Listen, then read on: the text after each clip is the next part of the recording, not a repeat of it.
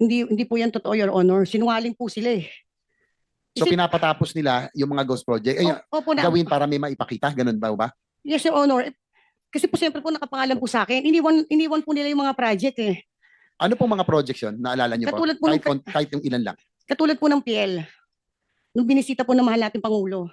Sa inyo po yun? Sa akin po yun eh. So sila rin po ang gumawa nun? Sila po, Your Honor. Lisensya lang kayo? Lisensya lang po yung akin doon, Your Honor. So pinababalikan nila para kung i-inspectionin ay may maipakita. Tama ba? Yes po, Your Honor. Katunayan nga po eh.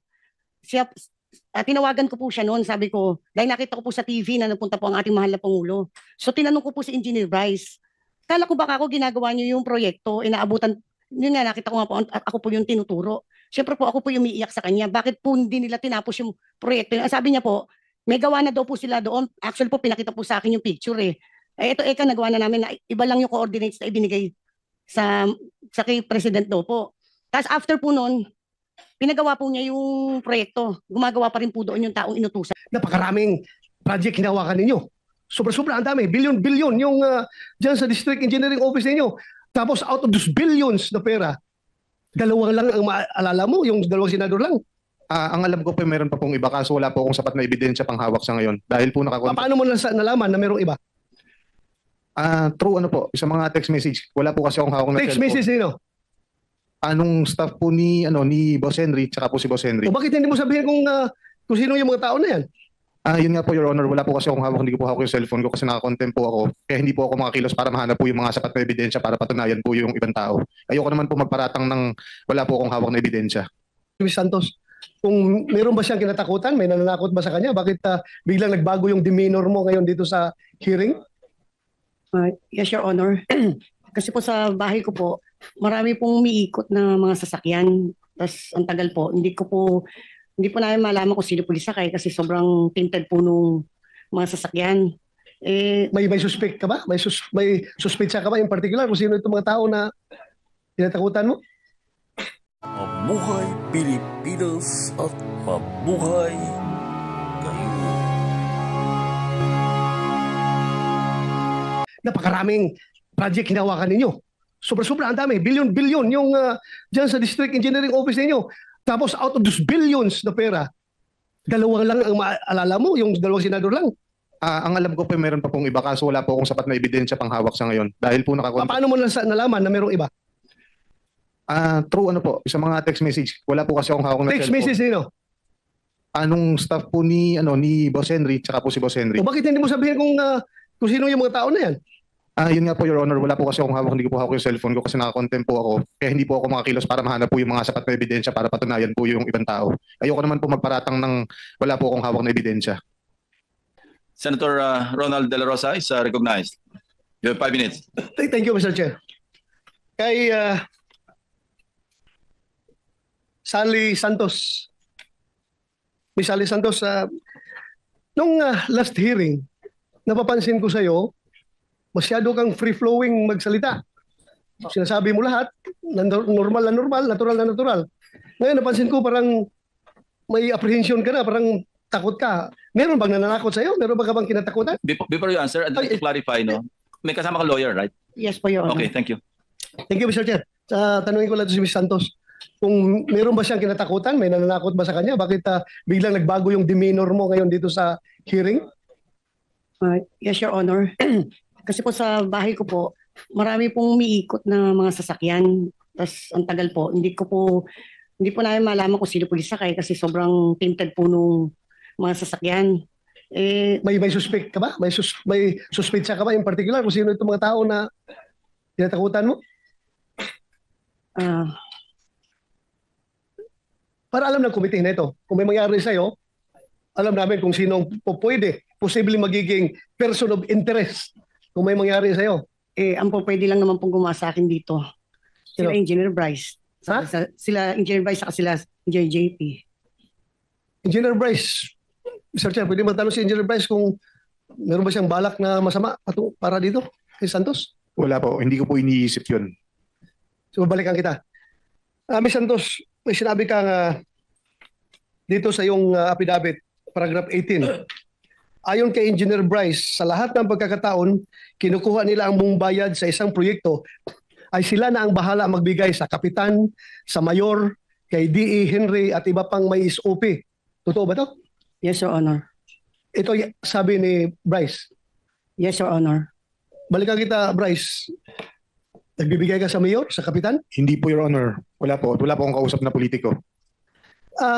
Kasi last hearing, sinabi mo na yung pera na kinuha niya sa land bank, hinahatid niya sa iyo, iniiwan mo lang sa opisina mo at kinukuha na ni D. Alcantara. At hindi mo alam kung magkano yung pera niyo dahil hindi mo tinitingnan, hindi mo binibilang. Am I Tama. correct? Tama po, Your Honor. Nakabox po siya at mga nakasil po. Nakapak, nakasil. Opo. Ngayon may sinabi ka bago kanina na yung hatian ng SOP ay 20%. Pakiulit nga for the record. Ano po yun? Yung sa kita po ng nung in-house construction po. Yun po yung sinasabi ko na 40% po kay DE, 20% po sa akin, 20% po kay Engineer Mendoza at dun sa isa po namin kasama. So, kinuha niya yung pera sa total amount ng cost of project na binayaran ng DPWH, kinuha ni Santos. Halimbawa, may isang project na 100 million. Yung 100 million, according to him, binabawasan niya ng 3% royalty para sa kanyang lisensya bago niya ibigay sa'yo. So what is 3% of 100 million? 3 million po. 3 million. So 97, kabuuang 97 million ibibigay niya sa'yo. Yung 97 million na yun ba yun ay, this is only an example ha, yung 97 million na binigay niya, yan ba yun yung 20% mapupunta kay, sabi mo, DA? 20%? Pakiulit nga yung distribution. Kung magkano po yung magiging pera na na kinita, for example nga po kung nabigyan po ng 90 million or sabihin na po natin 100 million para madali po. Okay. Yung 40 million po doon na kay D. Henry Alcantara, 20 million po sa akin, 20 million din po kay Engineer Mendoza at 20 million din po doon sa isa namin kasama pa. So total of 100. Yes, Or 100 of the 90, binawasan na yan 3% eh. Binawasan na 3 million. So 97 million, yun ang hatian ninyo. 20%, 40% kay DA. Pakiulit. Opo. Pero ibabawas pa po dito yung mga gastos, yung mga obligasyon po sa proponent. Ayan po, alisin po muna yun. Magkano ang sa proponent? Depende po. Minsan po, meron pong 25%, minsan po 30%. Depende po kung sino po ang kausap ni Boss Henry. So sino mga proponent na ito? Kilala mo ito? Meron po akong specific knowledge yun nga po dito kay Senator Joel at saka po kay Senator Estrada. Pero yung sa iba po, naka-blind lang po ako. Paano mo na nagkakaroon ka ng personal knowledge doon sa kanila? Anong Sinasabi po sa akin mismo ni Boss. For example nga po, may ibang... personal knowledge mo galing kay boss mo? Yes po. Sinasabi niya po sa So yan akin. ang personal knowledge mo, sinasabi niya. Yes po. For example po, sabi po ni Boss, yung ibang mga senatorial funds daw po, si Yusek Robert Bernardo po ang kausap doon. Yusek Bernardo. Opo, Your Honor. General Alcantara, wala siyang alam sa mga pander, sa proponent. Ikaw daw ang may alam. I deny, Your Honor. Binanggit ko na po kanina na pag lumabas po sa GAA, nag-implement lang po kami. Ito mahirap dito, Mr. Chair, dahil pareho na itong cited in contempt. Hindi ko na ito pwede papakontempt ulit dahil nakakontempt na itong dalawa na ito. So, yung meaning to say, yung sinasabi mo na hatian, after na yon sa pander, yung proponent, Opo. binawasan na ninyo. Opo. Ang problema, kayong dalawa nagtutulakan. Bakit ang alam mo lang yung dalawang senador na binanggit tapos yung iba hindi mo maalala dahil napakaraming project hinawakan ninyo. Sobra-sobra ang dami, billion-billion yung dyan sa district engineering office ninyo.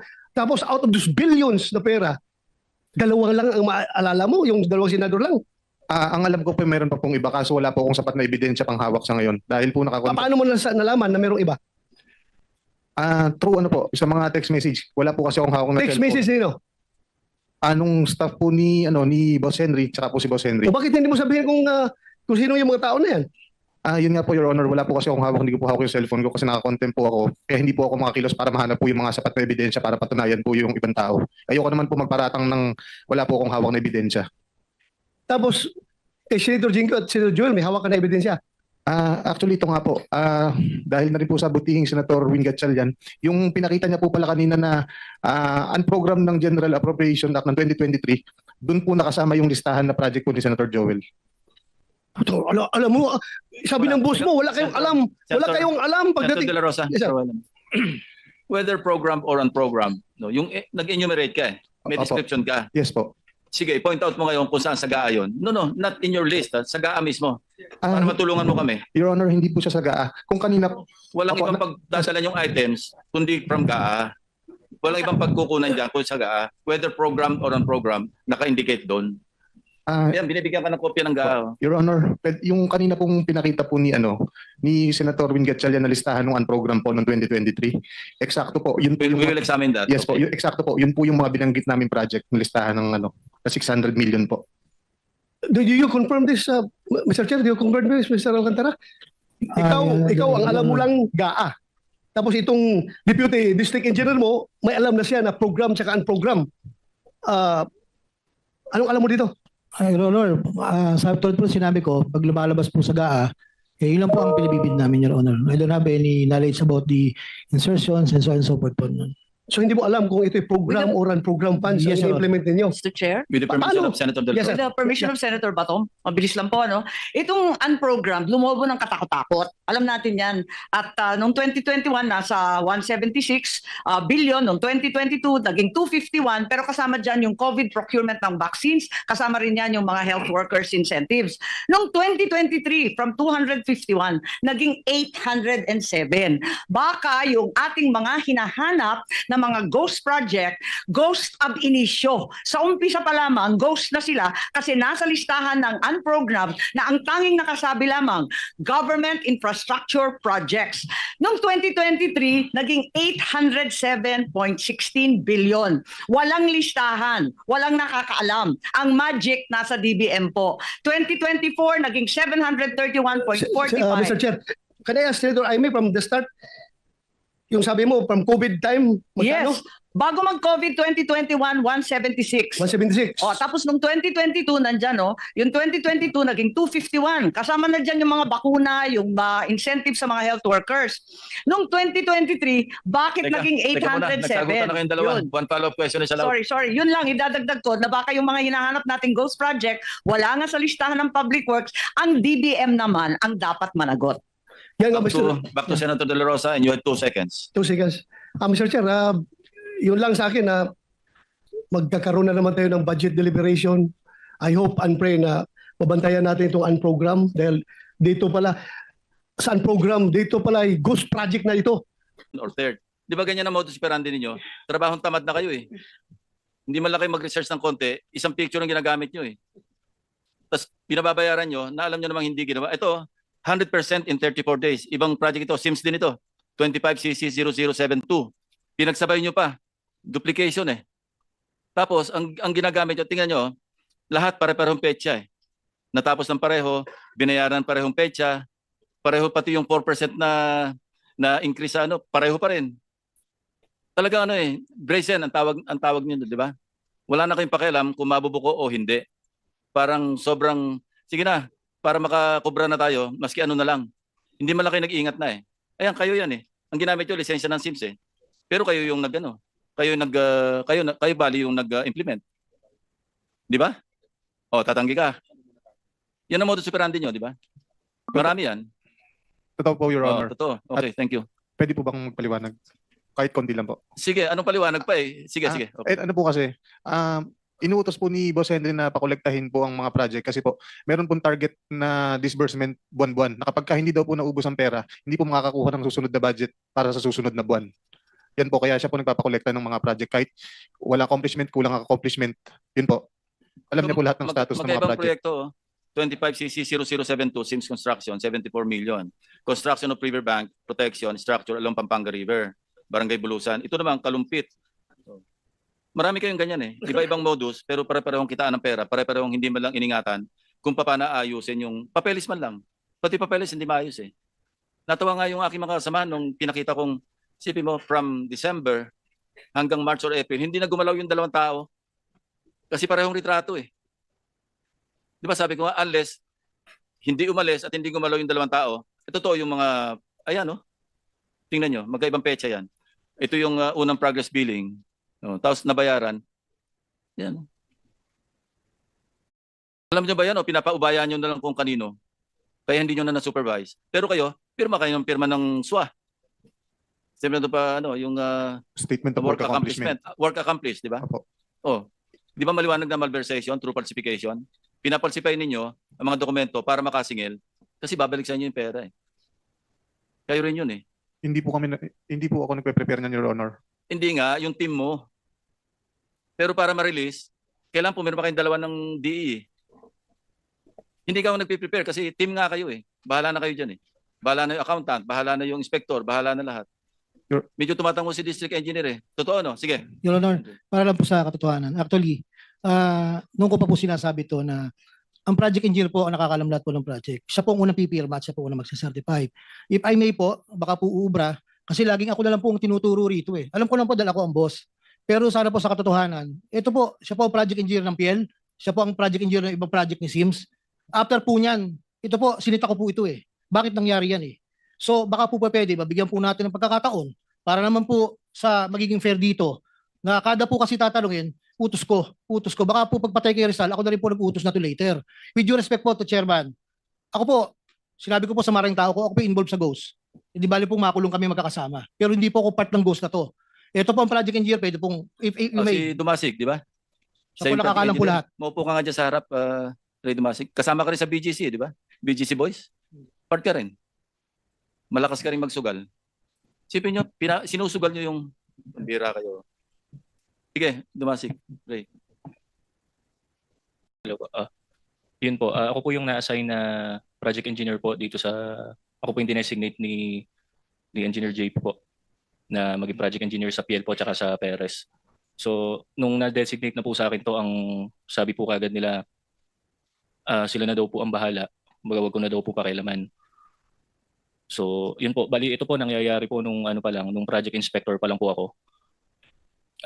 Ang project engineer po noon at that time, si Engineer JP, si Engineer Paul, tas ang happy po namin si Engineer Bryce. So ako po bilang project inspector po noong time na yon, sumusunod lang po ako sa utos nila na wag ko na daw po pakialaman yung project. Hindi lang naman po yun yung hawak kong project. So pirma ka lang na ng pirma, wag mo nang pakialaman, pipirma ka na lang. Actually po, nung project inspector po, wala pa naman po akong pinipirmahan at that time, more on site visit lang. So ganun po yung nagiging sistema nung mga panahon na yon. Sinasabi po nila wag ko daw po ipaalam. Cut to the chase, ano? Okay po. Sino mas mukhang mastermind sa kanilang dalawa? Si Bryce o si Engineer Alcantara? Si Bryce po sa Ghost Project po. Basta Ghost, siya nakakaalam. Opo. Sila pong dalawa ni Engineer JP. Actually So alam mo rin yung consequence ng napasukan mo kasi signatory ka. Ngayon pong nalaman ko po yung na hindi po pala nila ginawa yung mga project. Yun nga ang masama eh. Alam nyo, hiniram nyo lisensya. Talagang medyo maiyak talaga yun kasi siya mananagot talaga, lisensya niya. Pero wala siyang kamalay-malay kung paano nyo ginawa o hindi ginawa yung project. Kaya ang pakiusap niya, habulin nyo na gawin sana pero hindi naaabot eh. Paano pa nga aabot? Kaya nyo bang gawin in 1 week? Eh nag-inspeksyon na kabi-kabila. Hindi kaya, di ba? Yan ang problema eh. Sige. Your Honor, tinanong ko po siya, bakit pumayag ka sa ganyan? Eh po, nasa affidavit po ni RD Dumasig na sinabit sa central office. Nang bilin po sa kanya, ay wag, sila po magsabi wag na po ako, Your Honor. Baka po maging self-serving. Sige, Ray. Ayun po. Sabi po nila sa amin before, hindi lang naman po sa akin, pati po dun sa ibang project engineer. Pagka po sinasabi po nila, wag daw po ipapaalam kahit kanino, pati na po kay Boss Henry. So alam niyang Ghost John, alam niya. Hindi na po. Ni Bryce. Hindi po, basta po, wari na po. For example, Hindi mo alam kung alam niyang Ghost yung ginagawa. kasi po, wari na po, may isang project po nung time na 2022, or ito na lang pong PL, para po, na-prove na po na Ghost Project to. Yun po, sinasabi po nila na wag na po namin pakialaman. Ako po, yung inspector, pati po yung materials engineer. So kami po, tulad nga po nung sinabi ni Ate Sally kanina, hindi po namin alam yung location ng project. Kasi po, hindi lang naman po ito yung hawak kong project. Excuse me, no? Okay po. Minsan pa meron pa kayong ginagawa na hiniram ng lisensya, papakitaan nyo pa ng project sa ibang grid coordinates, ililigaw nyo pa yung may-ari ng lisensya, hindi, natapos yan. Ito, actually, ligaw yung contractor kasi sa kanya lang malaman, iba yung tinuturong project na natapos, yung project na ginapit ng lisensya niya, actually hindi ginawa. Meron pa kayong ganun eh. Ewan ko po sa kanila po. Yun nga, alam nyo, Yung knowledge ko at saka ng team ko ng baha, mas malalim pa sa baha sa Bulacan. Kaya kanina ko pa kayo winawarningan eh. Sige, Henry. Your Honor, kaya ko po na-discover yan, kaya ko po pinatatawag si Engineer JM. Actually po, ako po nag-utos kay JM na bakit hindi nyo makita yung project. Si JM po JM ay is JM JM Ramos. Ramos, opo. Okay. Dati po siyang project engineer po sa planning section po, no? Sabi ko, para ma-verify nyo talaga kung talagang nandyan yung project, yung tao ng construction na in charge, project inspector, saka yung tao mo, puntahan nyo. Kaya po nalaman po yan nung una, may pinuntahan po silang project somewhere in Bustos. Itinuro po nung tao nila, Plaridel po yata, I think Plaridel or Bustos. Tinuro po, ito yung project. Sabi po ni JM Ramos, hindi yan, ako project engineer last year dyan eh. So doon po nagsimula mag-report sa akin si Engineer JM So, po. kinukonfirm mo yung sinabi ko na tinuturo doon sa may-ari ng lisensya, ibang proyekto para maipakita ang ginawa nila. Yes, Your Honor. Katunayan po, kahit po na itong huli na pinipilit po nila na ipagawa po, hindi rin po maalaman ng mga inspektor kung saan po talaga yung project po, Your Honor. Alam nyo kung yung galing nun yan, ginawa nyo sa mabuti, walang baha sa Bulacan. Hindi nyo ba naisip yun? Ang gagaling nyo, pero kung sa mabuti nyo ginawa, hindi binabaha yung mga kababayan nyo. Kababayan nyo pa naman, taga Bulacan kayo, di ba? Oh. Sige, Senator JB. Siguro tuloy na natin, Mr. Chair. Kanina, nung wala ka pa, Engineer JP, inamin naman ni Engineer Bryce na meron naging ghost projects. Hindi mo ba, ikaw ba inaamin mo na nagkaroon ng ghost projects under your district engineering office? Kasi kayo tinuturo eh. At JP, Engineer JP. Nung nabalita na po sa TV, nung Doon mo lang nalaman? Apo. Pero ang sabi ni Sally, kayong dalawa, di ba, nung isang nakalang hearing, bago pa mag-assume si Chairman Lacson, kayong dalawa tinuturo ni Ma'am Sally, nakausap niya po doon sa mga projects na supposedly, ang alam niya ginawa, pero hindi niyo ginawa. Hindi. Katulad nga po nung sinabi niya, tinawagan daw po niya ako nung last nitong September, hindi naman kahit buksan po yung cellphone niya, hindi po kami nagkakausap. Di po, kinuha. Ma'am Sally, di ba, kausap si Bryce tapos pinasa na sa kanya? Tama? Opo. Yes, Your Honor. Mr. Chair, with the indulgence of Senator JV, kanina po tayo pinapaikot-ikot naman itong si JP Mendoza. Magkakasabwat naman. Tinuturo ka ni Ma'am Sally, nakasabwat ka dyan. Tinuro ka na nung Engineer RJ Dumasig, nakasama ka pati si Henry Alcantara, tinuturo ka, kasama ka dyan. At ngayon sasabihin mo sa'yo, wala kang alam, nalaman mo lang sa TV. Nagsisinungaling ka na naman, di ba? Nanumpa ka kanina na you will tell, kailan ba yon? You will tell the truth, the whole truth, nothing but the truth. Ngayon, nagsisinungaling ka. Mr. Chair, may I suggest that this committee will ask this person to show cause why he should not be cited for contempt because of lying before this committee, Mr. Chair. Okay, we're waiting for your explanation.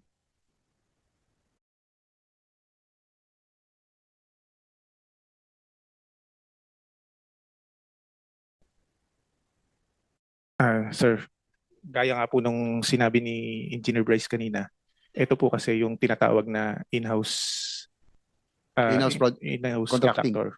Kumbaga, ang magkakasosyo po dito, ang Sino-sino? pinamumunuan po ni boss na yung 40% sa share, 20% po si Boss Bryce, 20% po sa akin, at 20% po si Engineer Paul Duya po.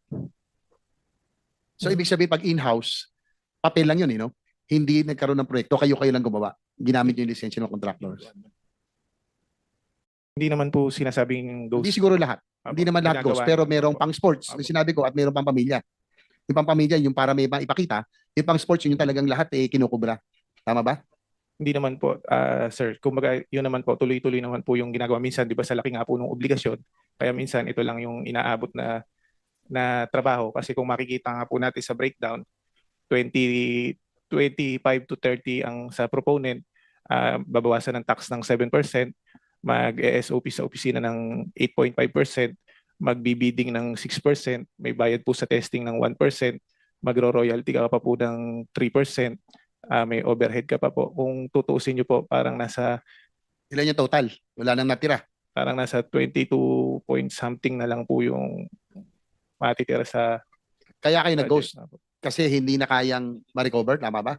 Ay, sasabihin yata si Engineer. Your Honor, if you're going to compare po, let us just try to compare.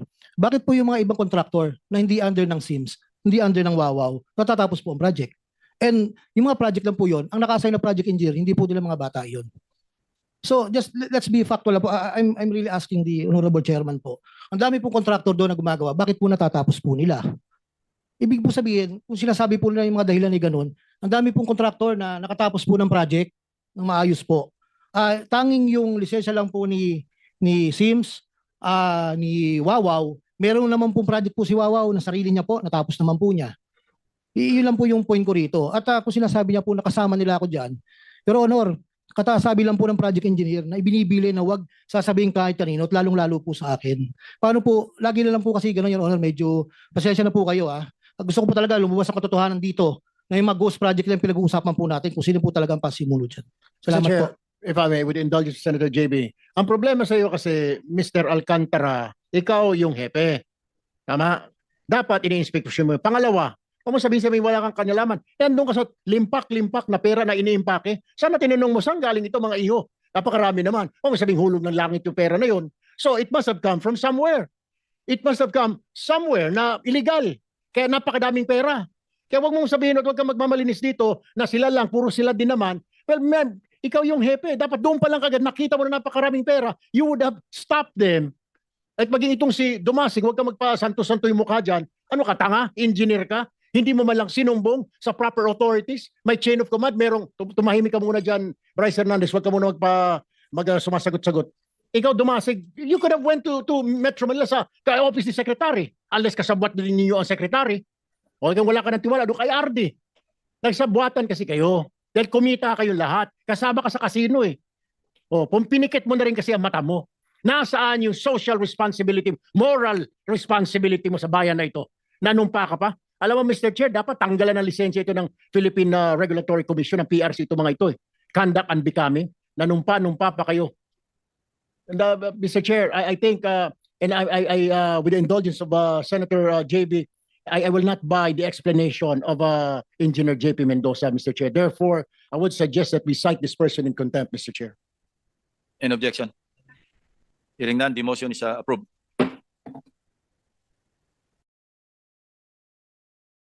Go ahead, Bryce. Yung sa amin po, umamin naman po kami na hindi ko alam bakit ayaw pa pong aminin ng boss namin na alam niya rin lahat ng nangyayari nito. Kami po, wala na pong mawawala sa amin. Naka-all out na po kami. Inaamin po namin yung ginawa namin, yung kasalanan po namin. At kung ano po yung kailangan namin ibalik, willing po kami. Hindi nyo pa sinasabi kung sino yung lahat ng mga proponents, sino yung pass-through, sino Kulang pa yung inyong salaysay. Your Honor, sabi ko nga po, wala pa lang po akong hawak na matibay na ebidensya para makapagturo po. Ayoko pong magturo ng dahil gusto ko lang. So, piles of cash, naka-party-party na, wala ka man lang malay. Isa lang yung sinabi mo o may pinagtatakpan ka ba o ano? Wala pong pinagtatakpan, Your Honor. Bali doon po kasi sa pile of cash na Okay, si magkakaiwalay. Engineer Alcantara, hindi mo na rin maitatanggi kasi nasa harapan mo yung piles of cash. More or less, alam mo rin kung paano kasi ikaw ang district engineer At ikaw rin tinuturo, nakausap kung sino-sinong tao. Kanino para sa proponent, kanino para kay... May mayor pa nga nababanggit Alam mo rin yun maski itanggi mo na wala kang kamali-mali sa pera, hindi naman doctor yung photograph Inamin mo na rin, ikaw rin yung nasa harap ng tatakot-takot na pera doon. Hanggang ngayon, hindi ko pa nga maipaliwanag kung bakit baliktad contractor na nagbabayad sa DPWH. Dapat DPWH na nagbabayad sa contractor. Tapos cash pa yung bayad. So nasaan na tayo? Mr. Chairman, yung bang disbursement lahat doon sa district, dapat nakapirma yung district engineer? Your Honor, Engineer Alcantara. yes po, after the accountant has signed, I will sign po. Ako po yung pinakahuli, Your Honor. So therefore, lahat ng mga ginawa nito mga ito, napirmahan mo? Yes po, I admit, Your Honor. I confirm, nung last time po sa Congress, ang confirm ko lang po na si Senator Joel po ay nag-follow up sa akin na pwedeng malagyan ng building, my school building po ay multipurpose building, baka pwedeng mabigyan po ni Secretary. Meron daw po request pero pinapapollow up niya lang po sa akin. Pero there is no such thing as flood control, Your Honor. Yun po ang binanggit ko sa Congress po. Ayan, Senator Joel, please continue. Thank you. Be thou as it may, Mr. Chairman, JP 2022-2023, hindi po ako miyembro ng Commission on Appointments. Hindi po ako miyembro. Pwede kong tanungin si Mr. Alcantara. Mr. Alcantara, same question that I asked Secretary Bonoans Regional Director Tolentino, was there a time na I asked or I nominated flood control program sa inyo? Wala po, Your Honor. Ever since po. Ever since, wala, Mr. Chairman. Was there a time na naglabi si Senator Villanueva for any contractor na in-endorse, pinakitaan ng pabor, or nilabi sa iyo, Mr. Alcantara? Wala po, Your Honor. Thank you, Mr. Chairman. Balikan kita, JP, no? Hindi ako CA member. Kinonfirm na si Secretary Bonoan dun sa sinabi nyo. Doon sa mga binanggit mo doon sa plenaryo, doon sa Kamara. Gusto ko lang malaman, meron bang nag-utos sa'yo, sabi sa'yo na banggitin ang pangalan ni Senator Villanueva na ang tanging basis mo ay pinicturan mo ang isang telepono na hindi din sa'yo? Wala po, sir. Puntahan ko si Bryce, Mr. Chairman. Engineer Bryce, nagpunta ka rin sa Kamara de Representantes at doon marami kang sinabi, may mga picture, kagaya nung sinasabi ni JP na pinicturan niya yung isang telepono at di umano ito ay conversation ni Joel Villanueva at isang Henry Alcantara. At nakakalungkot man na kahit ito'y isang picture lang from a different phone, parang tinanggap na gospel truth doon sa Kamara, no? May ipapakita rin akong picture sa iyo, Bryce. Pakitingnan itong picture na to. Pakilakihan. Bryce, naaalala mo ba yung messages na ito? Your Honor, ngayon ko lang po nakita yan. Wala po ako nababasang ganyang messages po. Numero mo ba yan na nakikita sa telepono? Numero mo ba yan? Numero ba ng congressman yan? Wala pong nakalagay na numero, Your Honor. So pareho pala dun sa binanggit ni JP, wala ring numero. Naalala mo yung message na yan? Ako hindi po. Kasi may nakapagsabi sa akin, ikaw daw ito. Paano ko ipagpilitan kung ikaw din yan?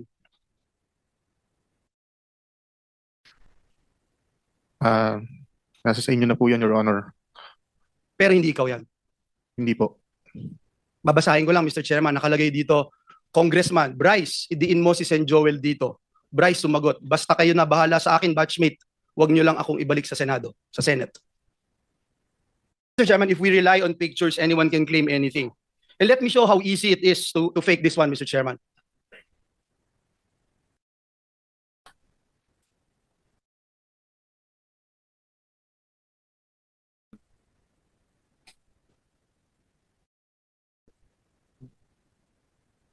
"20 seconds, Mr. Chairman.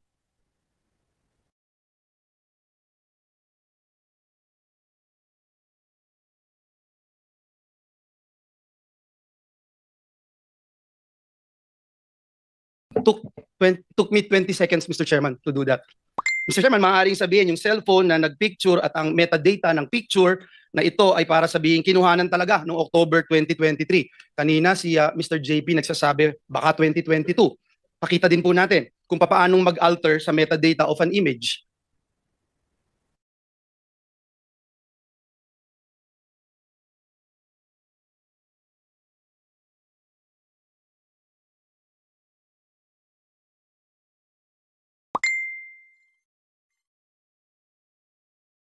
Ganun po kadali, Mr. Chair. Mr. Chairman, bukod po sa napakadaling magdoktor ng picture, inamin niya po mismo doon sa Kamara, and if we can show the minutes and the transcript of the hearing, inamin po ni Engineer Bryce na wala siyang personal knowledge sa mga mensaheng ito. Can you confirm, Engineer Bryce, itong binanggit nyo na Your Honor regarding sa mga text messages po, wala po. Kasi you're being asked to prove your allegations na may pruweba or usapan tayo, or at least make sure for fairness sake, sabi niya Rep. Adyong. Would you confirm na ito po yung naging sagot niyo, sir?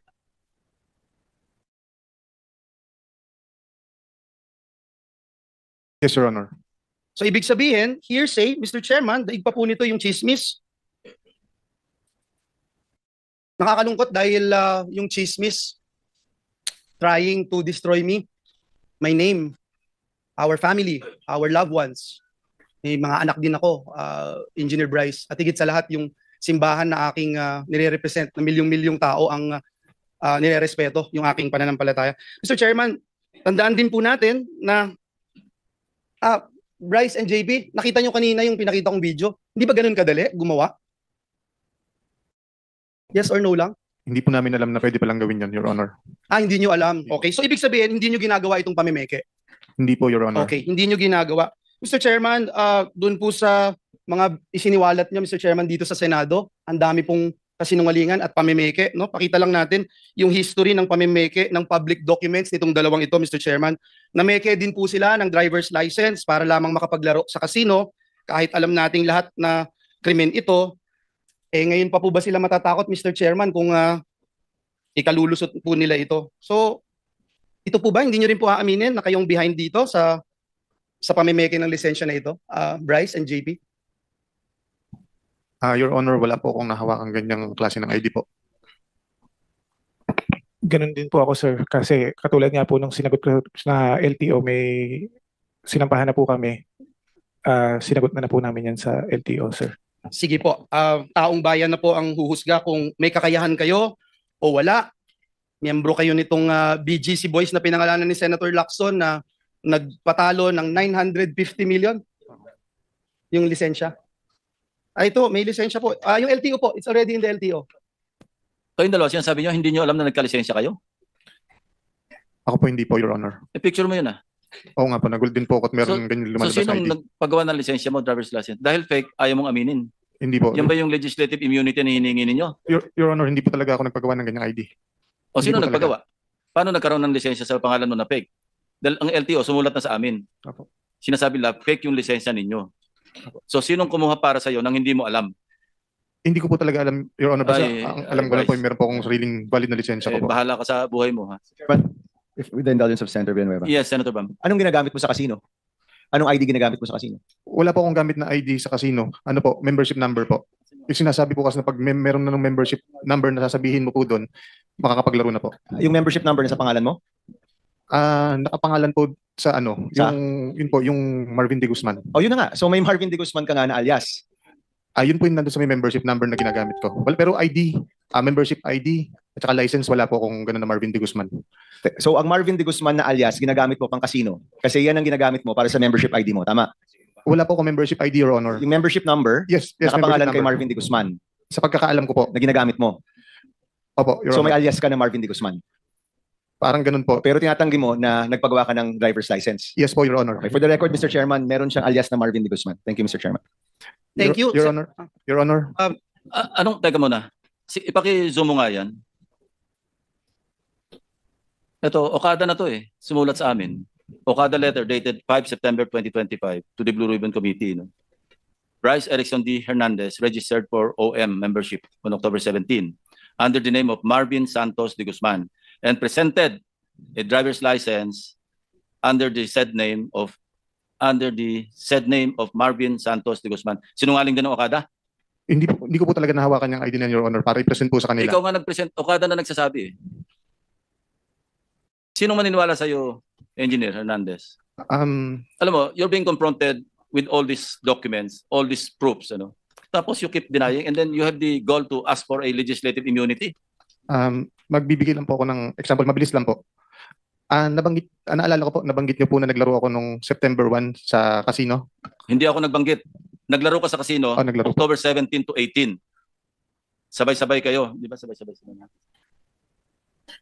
Nagkamali ng petsa. Actually, yung dating chairman. 17 to 18 ka nasa Okada. Huwag mo i-invoke yan kasi I'm telling you, mali yung premise ng dating chairman. But I'm telling you, I'm correcting it. Nandoon ka noong October 17 to 18. Tama o mali? Anong year po, Your Honor?